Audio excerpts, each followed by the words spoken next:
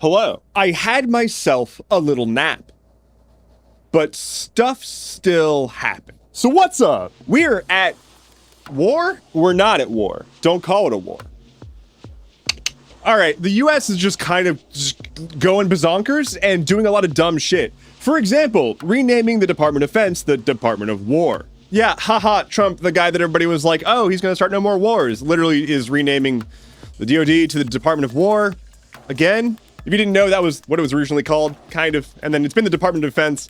Now it's going back. My favorite part of all of this is that defense contractors are now war contractors, if we're gonna stick with the semantics, which they've always been. Like we've known that, but yep, I'm gonna invest in some war contractors. That sounds real good. So that's just like one little thing, and they didn't really change the name. It's like an alternate name that can be used, but then they're saying that everybody has to use it.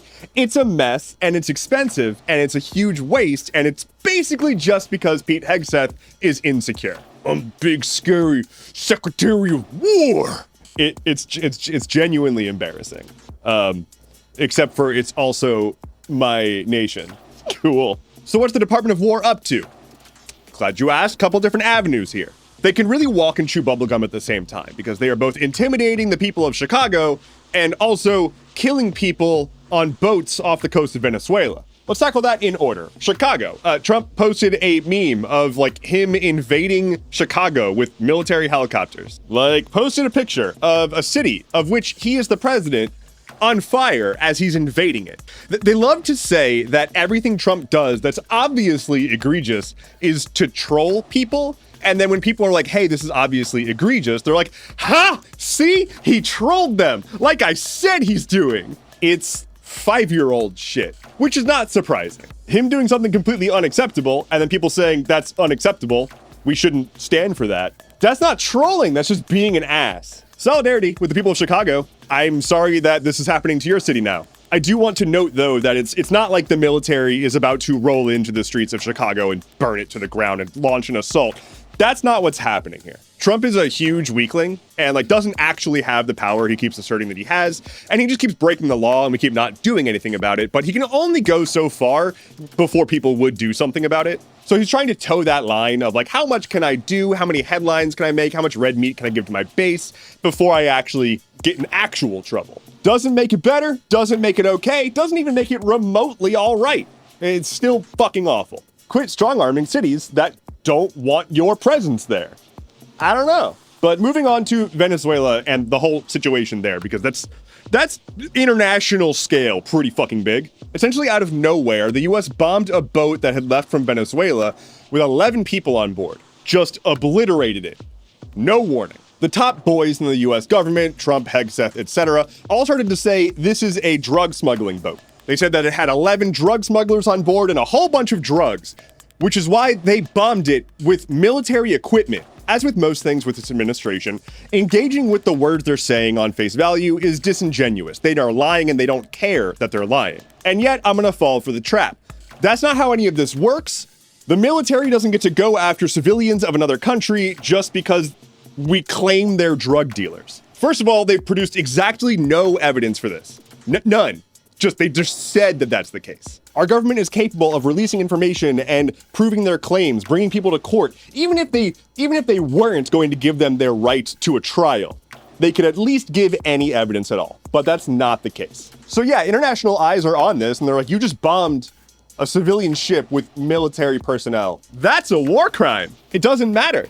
They're not a military target. The Trump administration keeps trying to say that they're members of a gang and that gang is tied up with Venezuela's state government, and so they're a supporter of terrorism and therefore it's a target or something, and all of that still doesn't apply. And here is why it doesn't matter. All the words that I just said were useless.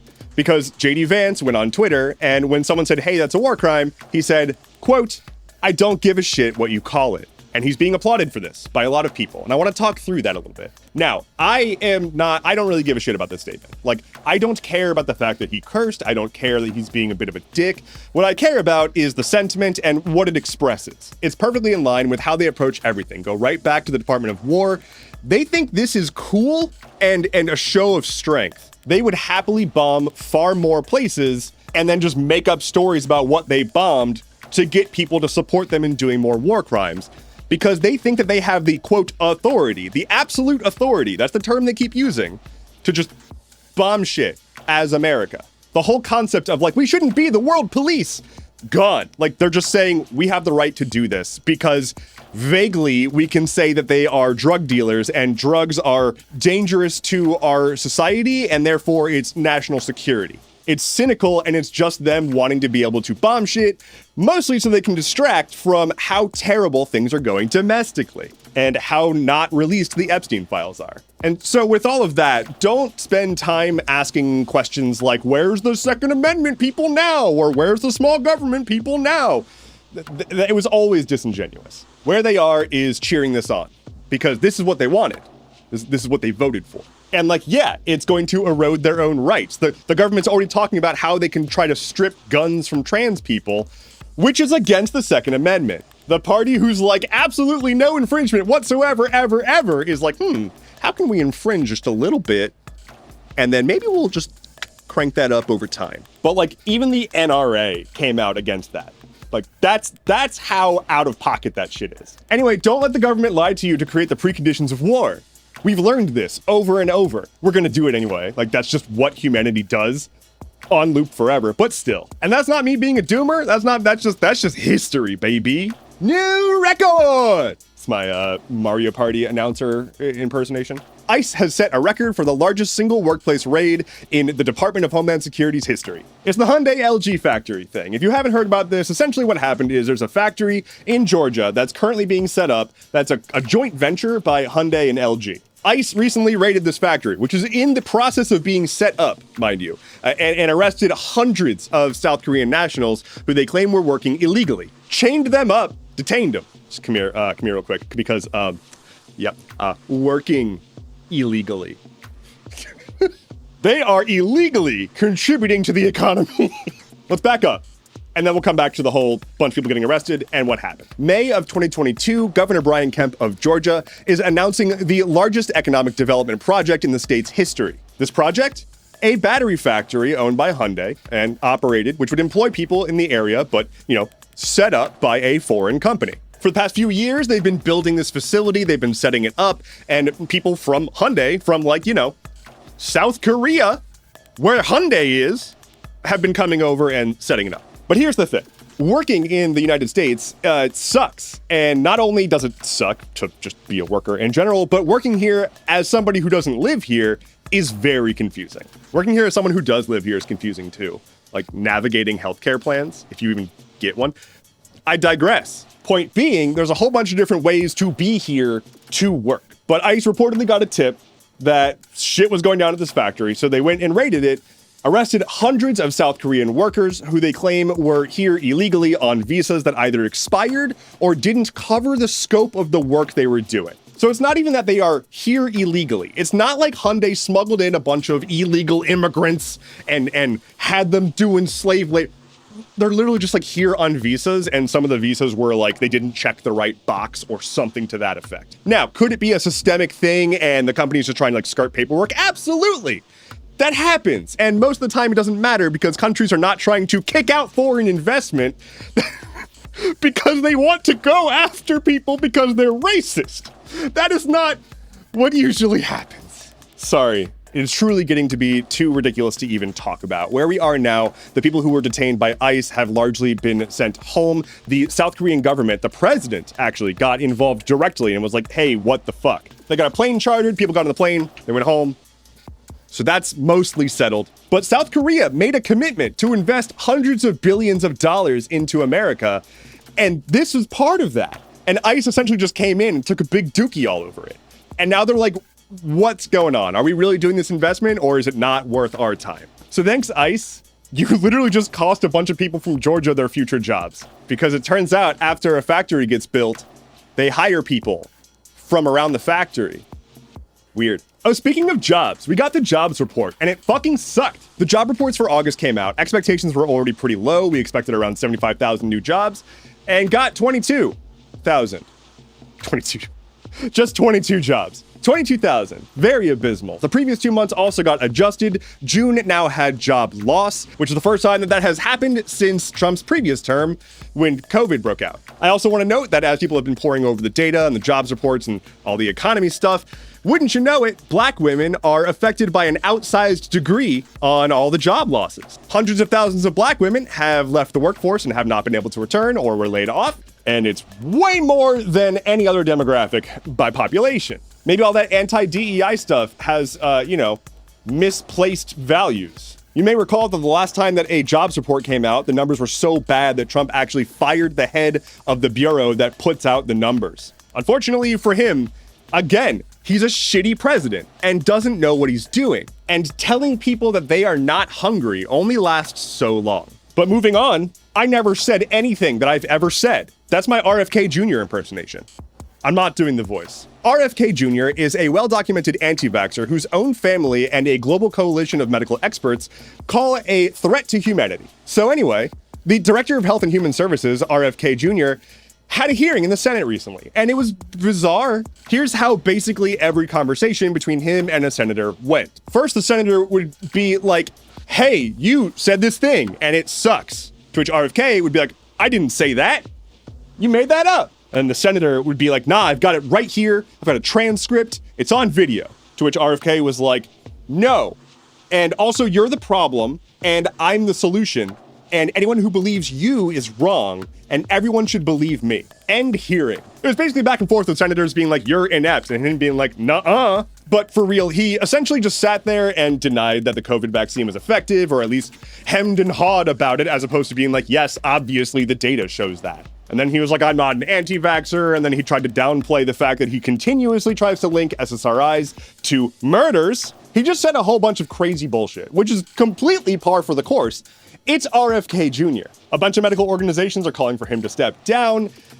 We've got measles outbreaks. Florida is trying to overturn vaccine mandates. The head of Health and Human Services is taking shots of raw milk and telling people that he can see their children's mitochondria. Last thing about RFK and the whole ass United States before I move on. There was a 10% drop in the stock of the company that makes Tylenol after it came out that RFK is likely soon to release a report that links Tylenol use in mothers to autism in children. Now, that's not true. The claim is not true. The stock drop did happen. There has been a ton of research. It's just not a thing. It is not a thing, and they're just going to be constantly searching for, quote, the cause of autism forever. Because it's not a thing that we need to find the cause of. Stop it.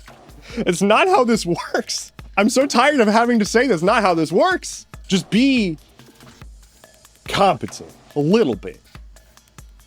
Ever. Elsewhere, Japan is down a prime minister. They only have the one, but it's gone now. Prime Minister Shigeru Ishiba has stepped down or announced his resignation a little under a year after taking office. Essentially, he took office and right after that, his party lost both the upper and lower houses of government. But he's largely been working to try to figure out what the fuck is going on with the Trump tariffs, saying that he wanted to get all that settled before stepping aside so as to not cause more chaos because the tariffs are a lot. So he is stepping aside and he's calling for his party to do a vote to figure out who the new prime minister is going to be. I don't know a lot about Japanese politics. I'm not going to pretend that I know anything about this guy, but there is a quote from him that I do want to read because it's very foreign to me as a resident of free country USA. Quote, I have consistently stated that I do not intend to cling to this position and that I would make a decision at the appropriate time after accomplishing what needed to be done. What needed to be done being settling the tariff stuff, and now he's doing that. Wow. Thanks, guy. I mean, I don't know if thanks, guy, but thanks, guy. Over in eastern Afghanistan, there have been a series of devastating earthquakes. What started on August 31st with a 6.0 magnitude earthquake has resulted in several aftershocks. Thousands have died and thousands more have been injured. Entire villages have been wiped out, and a lot of the villages in the area are mud and stone construction, and they were just devastated. I do want to say that there are rescue efforts and aid efforts now in the area, but the continued aftershocks, there were 2 more earthquakes after the initial one that stopped efforts for a while. There's so much rubble and so much destruction that it's hard to navigate in the first place, let alone while there's also the threat of earthquakes. But it's another example of people coming together in the face of absolute horror to help each other. They're a long ways away, but my heart goes out to everyone who was affected by this disaster. And just once more, like, thank you to any and everyone whose focus in this world is to help people in their time of need. Stay righteous, y'all. Gaming. Silksong is out. Silksong is out. Silksong is out. Silksong's out. That's my Silksong song. You're either hyper aware of this game, or you have no idea why everybody's freaking out, or you have no idea what I'm talking about. But Silksong is out. What the hell is Silksong? You know those things that are just like franchises that become a meme when you're just waiting for the next installment? You've got your Game of Thrones, you've got your Grand Theft Autos, stuff like that. We've been joking for decades about Half-Life 3 at this point. Silksong is kind of one of those. So there was a really popular game called Hollow Knight where you play as a bug and you explore stuff. It's really sweet, really casual. That's not true. It's very hard. I suck at it. Silksong is a sequel, or the next game in that franchise, and the developers announced it in 2019. Now, as an indie game developer, I am very, very aware of how long it takes to build stuff. So, like, no hate against the studio for needing time to build an amazing game. However, essentially years of speculation of when this game is going to come out led to it just reaching that same meme status of like GTA 6 and Half-Life 3, etc. And then lo and behold, like a couple of weeks ago, they announced that it was going to come out on September 4th. It was a blindside announcement, so much so that other game developers rescheduled their launches 2 weeks out. And then on launch day, there was so much hype that it brought down basically every digital storefront worldwide. Steam, Xbox, Nintendo, PlayStation, and GOG all went down when it launched. So that's neat. I'm bad at it. I hope if you're excited about this game, have fun, have a blast. I suck at Metroidvanias. Hey, do you want more of this? Stuff Keeps Happening is supported by listeners, readers, and viewers like you. I'm like PBS over here. I'm like PBS, but I can swear. Your support is how I keep this ad-free. It's how I'm able to stay independent, say the things that I want to say without worrying about, is the advertiser going to let me? If you have the means and you'd like to support this show and my other creative endeavors, you can head to isupport.dev, where you'll find links to all the places where you can support me. Patreon, Ko-Fi, YouTube memberships, they can all be found there. If you're watching on YouTube, you can find the join button below the video, and you can just do it right here on YouTube. All three places get access to behind the scenes content, monthly Q&A videos, and just random bonus shit like me reading a hilarious fan fiction like an audiobook. If any of that sounds interesting, or if you just want to help me out and help keep this going, I deeply appreciate it. Head to isupport.dev. All right, let's move on to lightning round. Sorry, that wasn't good enough. Let's try that one again. Lightning round. Australia hates fun, and so now you can't have the soy sauce packets that come in a little fish. It's like a little fish-shaped packet. It's because it's a single-use plastic. Like, we should ban those, but my fish. Here's the weather. There's limited early research into the potential use of an over-the-counter nasal spray that might be able to significantly reduce the chance of COVID infections. I want to be clear, this is early. It's early, but that's huge if true. Ranchers and biologists, wildlife experts, etc. are experimenting with using drones that blast music and like movie lines at wolves to keep them away. Literally blasting AC/DC at a wolf. That's about as metal as it gets. Aura, the ring, the like wearable fitness ring thing, they made a partnership with the Department of Defense, or I guess the Department of War. Aura maintains that your data is not being shared with the DoD. It's only for people who are in the DoD and opt into it. That's what they say. That's all I can say. And finally for today, someone's multi-million-dollar yacht sank right after it was deployed, which, if anybody wants to buy a multi-million-dollar yacht, save yourself the trouble and just give me the money instead. I won't sink. Fast. That is all I have for you today. Thank you so much for watching. Let me know in the comments below what you are going to spend on your next yacht. My name is Endeavorance. We'll talk again soon. Take care and be well.